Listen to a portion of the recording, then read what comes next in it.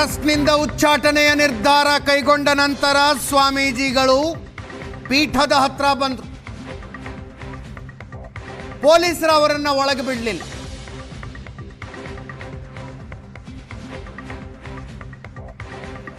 ಸ್ವಲ್ಪ ತಳ್ಳಾಟ ನೂಕಾಟಗಳಾದವು. ನಿಮ್ಮನ್ನ ಉಚ್ಚಾಟನೆ ಮಾಡಲಾಗಿದೆ, ಒಳಗೆ ಬಿಡೋದಕ್ಕಾಗೋದಿಲ್ಲ ಅಂದ್ರಂತೆ ಪೊಲೀಸ್.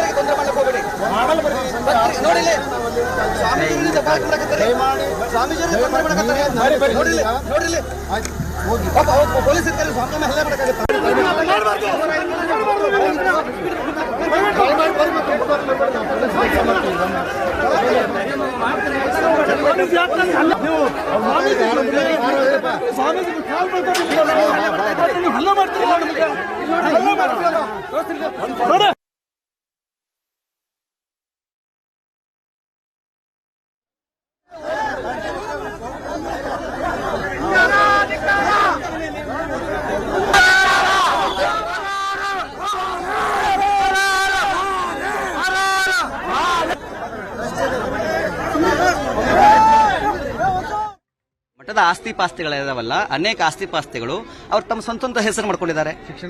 ಶಿಕ್ಷಣ ಸಂಸ್ಥೆಗಳು ಇವಾಗ ನೋಡಿ, ಸಿಂಪಲ್ ಆಗಿ ದಾವಣಗೆರೆಯಲ್ಲಿ ಪ್ರಧಾನ ಧರ್ಮರ್ಷಿ 23 ವರ್ಷದಿಂದ ಅವರೇ ಅಧ್ಯಕ್ಷರಿದ್ದಾರೆ. ಹಾ, 23 ವರ್ಷದಲ್ಲಿ ಮತ್ತೊಬ್ಬ ಯುವ ನಾಯಕರು ಹುಟ್ಟಲಿಲ್ವಾ ಸಮಾಜದಲ್ಲಿ? ಮತ್ತೊಬ್ಬರು ಜಿಲ್ಲಾಧ್ಯಕ್ಷರು ಬರಲಿಲ್ವಾ? ಹಗ್ರಿ ಬೊಮ್ಮಳೆ ನಮ್ಮದು ಶಾಖಾ ಮಠ ಇದೆ, ಅದು ತಮ್ಮ ಸ್ವಂತ ಪ್ರಾಪರ್ಟಿ ಮಾಡ್ಕೊಂಡಿದ್ದಾರೆ. ಅಷ್ಟೇ ಅಲ್ಲ, ಟ್ರಸ್ಟ್ ಏನ್ ಹೇಳುತ್ತೆ, ಮಠದಲ್ಲಿ ಶಿಕ್ಷಣ ಸಂಸ್ಥೆಗಳು ಇರಬೇಕು ಅಂತ ಇದೆ. ಒಂದ್ ಕಡೆ ಶಿಕ್ಷಣ ಸಂಸ್ಥೆಗಳು ಇರಬೇಕು ಅಂತ ಹೇಳ್ತಾರೆ, ಇನ್ನೊಂದು ಹರ ಎಜುಕೇಶನ್ ಟ್ರಸ್ಟ್ ಮಾಡ್ಕೊಂಡಿದ್ದಾರೆ. ಹರ ಎಜುಕೇಶನ್ ಟ್ರಸ್ಟ್ ಮಾಡಿಕೊಂಡು ನಮ್ಮ ನಮ್ಮ ಗುರುಗಳಾಗಿರುವಂತಹ ಮಹಾನ್ ತಪ್ಪುಗಳ ಹೆಸರಿಟ್ಟುಕೊಂಡು ಅದನ್ನು ತಮ್ಮ ಸ್ವಂತ ಪ್ರಾಪರ್ಟಿ ಮಾಡಿದ್ದಾರೆ. ಮಠದ ಅಡಿಯಲ್ಲಿ ಇಲ್ಲ. ಮತ್ತು ಈಗಾಗಲೇ ಇಲ್ಲಿ ಮಠದಲ್ಲಿ ಕಟ್ಟಡಗಳಾಗಿದ್ದಾವೆ, ಅದರ ಬಗ್ಗೆ ಭಕ್ತರಿಗೆ ಕ್ವಶನ್ ಕೇಳ್ತಾ ಇದ್ದಾರೆ. ನಾವು ಕೇಳಿಲ್ಲ, ನಾವೇನು ಇವತ್ತಿಗೂ ಅವ್ರನ್ನ ಕ್ವಶನ್ ಮಾಡಿಲ್ಲ. ಮಣ್ಣೇನೋ ಆದಾಗನೂ. ದಾವಣಗೆರೆ ಜಿಲ್ಲೆ ಹರಿಹರದಲ್ಲಿರುವಂತಹ ವೀರಶೈವ ಲಿಂಗಾಯತ ಪಂಚಮಸಾಲಿ ಪೀಠದ ಜಗದ್ಗುರುಗಳಾದಂತಹ ವಚನಾನಂದ ಶ್ರೀಗಳನ್ನ ನಾವು ಪದಚ್ಯುತಿ ಮಾಡಿದ್ದೇವೆ ಅಂತ ಇಂದು ನಡೆದಂತಹ ಟ್ರಸ್ಟಿಗಳ ಸಭೆಯಲ್ಲಿ ನಿರ್ಧಾರ ಮಾಡಿದ್ದೇವೆ ಅಂತ ಈಗ ಟ್ರಸ್ಟಿಗಳು ಹೇಳಿರುವಂತದ್ದು. ಈ ಬಗ್ಗೆ ಮಾತನಾಡಲು ನಮ್ಮ ಜೊತೆಗೆ ಸ್ವತಃ ವಚನಾನಂದ ಸ್ವಾಮೀಜಿ ಅವರಿದ್ದಾರೆ. ಸ್ವಾಮೀಜಿ, ಏನ್ ಹೇಳಕ್ ಬಯಸ್ತೀರಿ? ಇವತ್ತು ಟ್ರಸ್ಟಿಗಳು ಒಂದು ಸಭೆಯನ್ನ ಮಾಡಿದ್ರು, ಬಿಗಿ ಭದ್ರತೆಯಲ್ಲಿ ಒಂದು ನಿರ್ಧಾರವನ್ನು ಕೈಗೊಂಡಿದ್ದೀವಿ, ನಾವು ಅವರನ್ನ ಪದಚ್ಯುತಿ ಮಾಡ್ತಿದೀವಿ ಎಂಬ ಮಾಧ್ಯಮ ಹೇಳಿಕೆ ನೀಡಿದ್ರು. ಅದೊಂದು ಬಿಗ್ ಜೋಕ್. 12 ಜನಗಳಿಗೆ ಆ ಹಕ್ಕಿಲ್ಲ, ಸಮಸ್ತ ಸಮಾಜಕ್ಕಿದೆ ಇದು. ನಾವು ಪೀಠವನ್ನು ನೋಡಿ ಬಂದಿರೋದು ಈ 12 ಜನಗಳದಲ್ಲ, ನಾವು ಬಂದಿರೋದು ಸಮಸ್ತ ಅಖಂಡ ಪಂಚಮಸಾಲಿ ಸಮಾಜವನ್ನು ಇಟ್ಕೊಂಡು ಬಂದಿರೋದು ನಾವು. ಹಾಗಾಗಿ ಸಮಾಜ ನಿರ್ಧಾರ ಮಾಡಬೇಕು. ನಮ್ಮ ಟ್ರಸ್ಟ್ ಬಯಲದಲ್ಲಿ ಏನಿದೆ,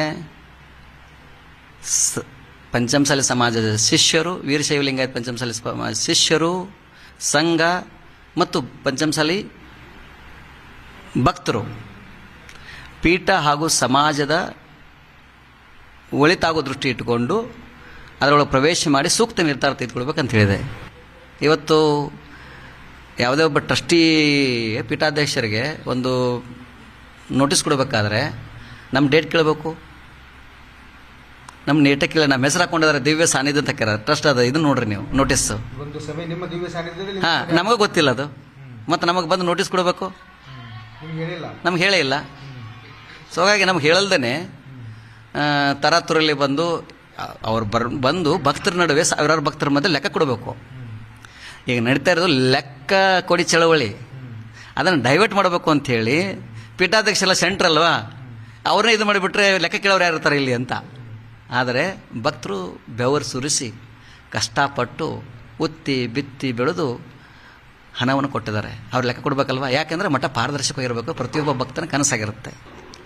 ಹಾಗಾಗಿ ಪಾರದರ್ಶಕವಾಗಿ ಇಲ್ಲದೇ ಇದ್ದವರು ಅಷ್ಟು ಅವರಿಗೆ ಧೈರ್ಯ ಇತ್ತಂದರೆ ಯಾಕೆ ಪೊಲೀಸ್ ಪ್ರೊಟೆಕ್ಷನ್ ತೊಗೊಂಡು ಬರ್ತಿದ್ರು? ಅವ್ರ ಮಠ ಅಲ್ವಾ ಇದು.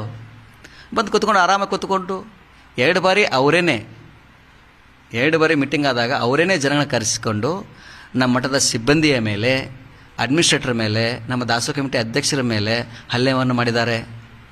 ಮತ್ತು ಅವ್ರು ಏನೇನೋ ಭ್ರಷ್ಟಾಚಾರ ಮಾಡಿದ್ದಾರೆ, ಅವ್ಯವಹಾರವನ್ನು ಮಾಡಿದ್ದಾರೆ, ಫೋರ್ಜರಿಯನ್ನು ಮಾಡಿದ್ದಾರೆ ಅನ್ನೋದನ್ನು ಒಬ್ಬ ಸಂಸ್ಥಾಪಕ ಧರ್ಮದರ್ಶಿ ಇನ್ನೊಬ್ಬ ಧರ್ಮದರ್ಶಿಗಳು ಯಾರು ಏನು ಮಾಡೋದು ಎಲ್ಲ ಭಾಳ ಮುಕ್ತವಾಗಿ ಆ ಮೀಟಿಂಗ್ನಲ್ಲಿ ಹೇಳಿದ್ದಾರೆ. ಅದು CC ಕ್ಯಾಮ್ರಾದಲ್ಲಿ ರೆಕಾರ್ಡ್ ಆಗಿದೆ.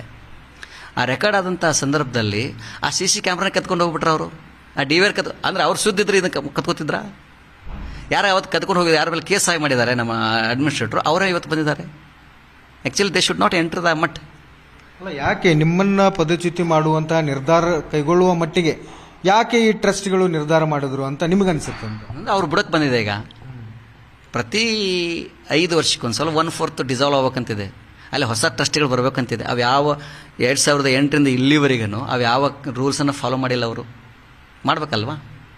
ಹಳಬರು ಹೋಗಿ ಹೊಸಬರು ಬರಬೇಕಲ್ವಾ? ಈ ಸಮಾಜ ನಿರಂತರವಾಗಿರುವಂಥದ್ದು, ನಿಂತ ನೀರಲ್ಲ, ಇದು ಹರಿಯುವ ಜರಿ ಇದ್ದ ಹಾಗೆ. ಹಳಬರು ಹೋಗಿ ಹೊಸಬರು ಬರಬೇಕು. ಅದು ಬಯಲದಲ್ಲೇ ಇದೆ. ಅದು ಯಾವುದೂ ಫಾಲೋ ಮಾಡಿಲ್ಲ. ಇಡೀ ನಾವು ಪೀಠಕ್ಕೆ ಬಂದು 8 ವರ್ಷ ಆದರೂ ಹರಿಹರ ತಾಲೂಕುಗಳಿಗೆ ಹೋಗಿಕೊಟ್ಟಿಲ್ಲ, ನಮಗೆ ದಾವಣಗೆರೆ ಜಿಲ್ಲೆಗಳಿಗೆ ಪ್ರವಾಸ ಮಾಡಿಕೊಟ್ಟಿಲ್ಲ. 23 ವರ್ಷದಿಂದ ಅವರೇ ಜಿಲ್ಲಾಧ್ಯಕ್ಷರಿದ್ದಾರಲ್ಲ, ಪ್ರಧಾನ ಧರ್ಮದರ್ಶಿ. ಯಾಕೆ ಇನ್ನೊಬ್ಬರು ಜಿಲ್ಲಾಧ್ಯಕ್ಷ ಮಾಡೋಕ್ಕಾಗಲಿಲ್ಲ? ಒಂದು ಇಲ್ಲಿ ಹೇಳ್ತದೆ, ಬಡ ವಿದ್ಯಾರ್ಥಿಗಳಿಗೆ ಶಿಕ್ಷಣ ಸಂಸ್ಥೆಗಳು ಮಾಡಬೇಕು ಅಂತಿದೆ. ಯಾಕೆ ತಮ್ಮ ಸ್ವಂತ ಹೆಸರಲ್ಲಿ ಶಿಕ್ಷಣ ಸಂಸ್ಥೆಗಳು ಮಾಡಿಕೊಂಡ್ರು? ಮಠದಲ್ಲ, ಅದು ಮಠದ ಹೆಸರು, ಮಠದ ಲೋಗೋ ಹರ ಎಜುಕೇಶನ್ ಟ್ರಸ್ಟ್. ಯಾಕೆ ಅವ್ರು ಸ್ವಂತ ಮಾಡ್ಕೊಂಡ್ರು? ಮಠದ ಅಡಿಯಲ್ಲಿ ಮಾಡ್ಬೋದಾಯ್ತಲ್ಲ. ಅಲ್ಲ, ಈಗ ಹರ ಎಜುಕೇಶನ್ ಟ್ರಸ್ಟ್ಗೂ ಮಠಕ್ಕೂ ಸಂಬಂಧ ಇಲ್ಲ ಅಂದ್ರೆ ಮಠಕ್ಕೆಲ್ಲ ಮಠದಲ್ಲ, ಅದು ತಮ್ಮ ಸ್ವಂತ ಪ್ರಾಪರ್ಟಿ ಮಾಡ್ಕೊಂಡ್ರು. ಎಷ್ಟೋ ಆಸ್ತಿಗಳು ತಮ್ಮ ಸ್ವಂತ ಹೆಸರ ಮೇಲೆ ಅದ ಪಾನಿಗಳು ಮಾಡ್ಕೊಂಡಿದ್ದಾರೆ. ಅವ್ರು ಮಠಕ್ಕೆ ಸಂಬಂಧ ಇಲ್ಲ. ಹಗರಿ ಬೊಮ್ಮಳ್ಳಿ ಇದೆ, ಅದು ಮಠಕ್ಕೂ ಪೀಠಕ್ಕೆ ಸಂಬಂಧ ಇಲ್ಲ. ಮಠದ ದೇಣಿಗೆ ಬಂದಂತ ದೇಣಿಗೆ ಹಣದಿಂದ ಸ್ಥಾಪಿಸಿದಂತ ಸಂಸ್ಥೆಗಳು. ಹೌದು, ತಮ್ಮ ಸ್ವಂತ ಮಾಡ್ಕೊಂಡಿದ್ದಾರೆ. ಮಠದ ಹೆಸರು ಹೇಳ್ಕೊಂಡು ದುಡ್ಡು ಎತ್ಕೊಂಡಿದ್ದಾರೆ. ಅದು ನಾವು ಹೇಳ್ತಾ ಇಲ್ಲ. ಒಬ್ಬ ಸಂಸ್ಥಾಪಕ ಧರ್ಮದರ್ಶಿ ಹೇಳಿ ಇವ್ರು ಏನೇನು ಫೋರ್ಜರಿ ಮಾಡಿದ್ದಾರೆ ಎಲ್ಲವನ್ನ ಅವ್ರು ಬಿಚ್ಚಿಟ್ಟಿದ್ದಾರೆ. ಇವತ್ತು ಅವ್ರವ್ರು ಒಂದಾಗ್ಬಿಟ್ರೆ, ಯಾಕಂದರೆ ಒಳಗಡೆ ಏನು ನಡೆದಿದೆ ಅವ್ರಿಗೆ ಗೊತ್ತು. ಅದಕ್ಕೆ ಈ ಭಕ್ತರು ಮೊನ್ನೆ 24ನೇ ತಾರೀಕು ಮಠಕ್ಕೆ ಬಂದಿದ್ದರು. ಸಾವಿರಾರು ಜನ ಬಂದು ಲೆಕ್ಕ ಕೊಡಿ ಚಳುವಂತ ಮಾಡಿದ್ದಾರೆ. ಅದಕ್ಕೊಂದು ಕಮಿಟಿ ಮಾಡಿದ್ದಾರೆ. ಅದಕ್ಕೆ ಆ ಕಮಿಟಿ ಅವರಿಗೆ ಉತ್ತರ ಕೊಡಬೇಕಾಗಿದ್ದು ಬಿಟ್ಟು ವಾಮ ಮಾರ್ಗದಲ್ಲಿ ಈ ಥರ ರಕ್ಷಣೆ ಬಂದ್ಕೊಂಡು ಪೊಲೀಸ್ ಪ್ರೊಟೆಕ್ಷನ್ ತೊಗೊಂಡು ಬಂದ್ರಂತಂದ್ರೆ ಅದು ಅರ್ಥ ಏನದು? ಇಲ್ಲಿ ಯಾರು, ಇದು ಧರ್ಮ ಯುದ್ಧ, ಧರ್ಮ ಅಧರ್ಮದ ಯುದ್ಧ. ಇದು ಧರ್ಮ ಗೆಲ್ಲಲೇಬೇಕು. ಒಬ್ಬ ಸ್ವಾಮಿಗಳಿಗೆ ಪ್ರಮುಖವಾಗಿ ಏನಿರಬೇಕು? ಕಚ್ಚೆ ಕೈಬಾಯಿ ಭಾಳ ಗಚ್ಚಿರಬೇಕು. ಅದಕ್ಕಿಂತ ದೊಡ್ಡ ಆಚಾರ ವಿಚಾರ ಇನ್ನೇನಿದೆ? ಅದಕ್ಕಿಂತ ದೊಡ್ಡ ರೀತಿ ನೀತಿ ಇನ್ನೇನಿದೆ? ಅವರಿಗೆ ಮಠ ಬೆಳೀಬಾರ್ದು. ಪೀಠಾಧ್ಯಕ್ಷರು ಹೊರಗಡೆ ಹೋಗಿ ಪ್ರವಾಸವನ್ನು ಮಾಡಿ ಸಂಘಟನೆ ಮಾಡಬಾರ್ದು. ಕಳೆದ 2.5 ವರ್ಷದಿಂದ ರಾಜ್ಯಾಧ್ಯಕ್ಷರಾಗಿದ್ದ ಸೋಮನಗೌಡ ಪಾಟೀಲ್ ಕಟ್ಟಿಕೊಂಡು ಎಲ್ಲ ಕಡೆಗೆ ನಾವು ಪ್ರವಾಸ ಮಾಡ್ತಾ ಇದ್ದೀವಿ. ನಾವು ಮೊನ್ನೆ ಜಾತಿಗಣತಿ ನಡೆದಂಥ ಸಂದರ್ಭದಲ್ಲಿ ನಾವು ಭಾಳ ಸ್ಪಷ್ಟವಾಗಿ ಹೇಳಿದೀವಿ. 17-18 ಜಿಲ್ಲೆಗಳಿಗೆ ಪ್ರವಾಸವನ್ನು ಮಾಡಿ ವಿಡಿಯೋಗ್ರಫಿ ಮಾಡಿಕೊಂಡು ಧರ್ಮದಲ್ಲಿ ಏನು ಬರೆಸಬೇಕು ಅಂದಾಗ ಭಕ್ತರೆಲ್ಲ ಹಿಂದೂ ಅಂತ ಬರ್ಸರಿ ಅಂತ ಹೇಳಿದರು. ಜಾತಿಯಲ್ಲಿ ಏನು ಬರ್ಸೋದು ಅಂದರೆ ಲಿಂಗಾಯತ್ ಅಂತ ಅಂತ ಹೇಳಿದರು. ಲಿಂಗಾಯತ್ ಪಂಚಮಸಾಲಿ ಅಂತ ಹೇಳಿದರು.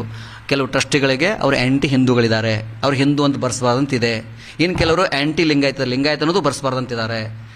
ಹಾಗಾಗಿ ನಾವೆಲ್ಲ ವಿಡಿಯೋ ಮಾಡಿಕೊಂಡು ಅಲ್ಲಿ ಟ್ರಸ್ಟ್ನಲ್ಲಿ ಎಲ್ಲ ಹೇಳಿ ಅದನ್ನು ಪರ್ಮಿಷನ್ ತೊಗೊಂಡ್ರು. ಅವ್ರು ಯಾವ ಟ್ರಸ್ಟಿಗಳು ಬರಲಿಲ್ಲ. ಅಲ್ಲಿ ಪ್ರತಿ ಜಿಲ್ಲೆಗಳಲ್ಲಿ ಪ್ರವಾಸ ಮಾಡ್ತೀವಿ.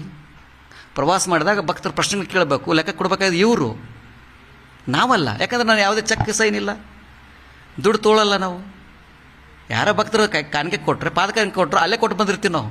ಅಲ್ಲ, ಆಂಟಿ ಹಿಂದೂ ಆಂಟಿ ಲಿಂಗಾಯತ ಟ್ರಸ್ಟ್ಗಳಿಂದ ಈ ನಿರ್ಧಾರ ಆಗಿದೆ ಅಂತೀರಿ? ಖಂಡಿತ. ಅವರ ಹಾವ ಭಾವ ನೋಡ್ರಿ. ಇವತ್ತಿಗೂ ಅವ್ರು ಇಷ್ಟೆಲ್ಲ ಟ್ರಸ್ಟ್ಗಳು ಅವ್ರ ಮನೆಯಲ್ಲಿ ನಮ್ಮ ಮಹಾಂತಜಾರದಾಗಲಿ ಹರಲೋಗ ಇದಾವ. ಅವ್ರು ಮಾಡಿರುವಂಥ ಯಾವುದೇ ಒಂದು ಕಾರ್ಯಕ್ರಮಗಳು, ಇತ್ತಿತ್ತಲಾಗ ಒಬ್ರು ಕಾರ್ಯಕ್ರಮ ಮಾಡಿದ್ರು. ನಮ್ಮ ಮೂಲ ಗುರುಗಳ ಫೋಟೋಗಳು ಇಟ್ಕೊಂಡಿದ್ದಾರೆ ಅವರು. ನಮ್ಮ ಮಹಾಂತಜಾರ ಫೋಟೋದ ಅವ್ರ ಮನೆಯಲ್ಲಿ. ಕೆಲವೊಂದಿಷ್ಟು ಜನ ಹಿಂದೂ ಬರಿಬೇಡ ಅಂತಾರೆ, ಕೆಲವೊಂದಿಷ್ಟು ಲಿಂಗಾಯತ ಬರಿಬೇಡ್ರಿ ಅಂತಂತಾರೆ. ಹಾಗಾಗಿ ಇವತ್ತು ಏನು ಮಾಡಿದ್ದಾರೆ, ಬೇಕಂತಲೇ ಪಂಚಮಸಾಲಿ ಸಮಾಜ ಇವತ್ತು ಭಾಳ ಸ್ಟ್ರಾಂಗ್ ಆಗಿ ಬೆಳೀತಾ ಇದೆ. ಕರ್ನಾಟಕದಲ್ಲಿ ಲಿಂಗಾಯತರಲ್ಲಿ ಅತ್ಯಂತ ಬಲಾಢ್ಯವಾಗಿ ಪಂಚಮಸಾಲಿ ಸಮಾಜ ಬೆಳೀತಾ ಇದೆ.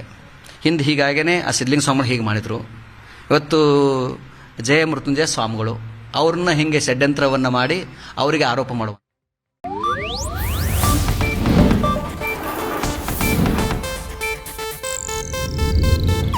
ಇದು ಏಷ್ಯಾನೆಟ್ ನ್ಯೂಸ್ ನೆಟ್ವರ್ಕ್ ಪ್ರಸ್ತುತಿ.